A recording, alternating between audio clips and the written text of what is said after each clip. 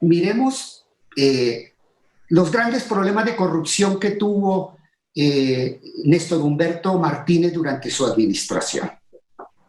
Primer gran problema de corrupción, la entrega por parte de Néstor Humberto Martínez, nada más ni nada menos que de la investigación en Colombia a un exmiembro de la Policía Nacional, que es el general Pérez Albarrán, no recuerdo, un general retirado de la policía.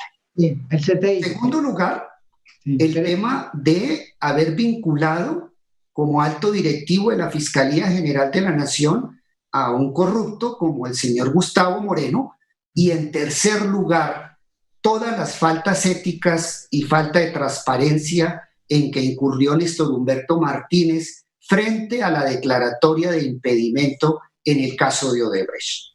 Empecemos por el primer caso, el caso gravísimo de que Néstor Humberto le entregó la Fiscalía a la Policía Nacional, cuando resulta que una de las grandes conquistas que nosotros logramos en la Constitución del 91 fue precisamente impedir que miembros de la fuerza pública investigaran y juzgaran a los civiles.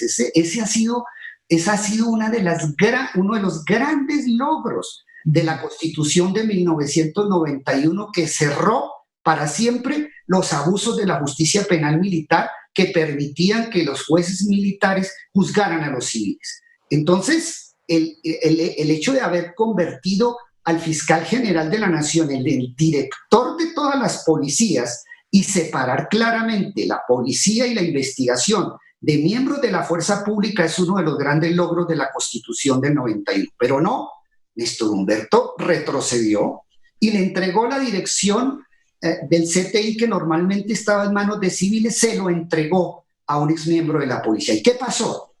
Que se le presentó uno de los mayores escándalos de corrupción por chuzadas en el CTI. María Jimena Duzán y Daniel Coronel y Noticias 1 en su momento destaparon todo el tema de los escándalos en la Fiscalía General de la Nación, pero por chuzadas. Pero esos escándalos no solamente fueron por chuzadas, esos escándalos también fueron por imputaciones muy graves y afirmaciones muy serias de que desde la Fiscalía, o sea, desde el CTI, se estaban haciendo seguimientos, no solo interceptaciones, sino seguimientos a personas que tenían fuero constitucional. Se habla de magistrados, de las altas cortes. Entonces, eso fue un acto de corrupción supremamente enorme, y la pregunta que uno se formula es, en un tema tan delicado, cuando se habla de chuzadas, de seguimientos a altos magistrados de las altas cortes, la pregunta que uno se hace es, ¿fue a espaldas de Néstor Humberto Martínez? El segundo punto, la vinculación de Gustavo Moreno a la Fiscalía General de la Nación. Sí. Resulta que el señor Gustavo Moreno estuvo en mi administración por un contrato de prestación de servicios, y ese contrato duró 2 meses. ¿Por qué duró 2 meses?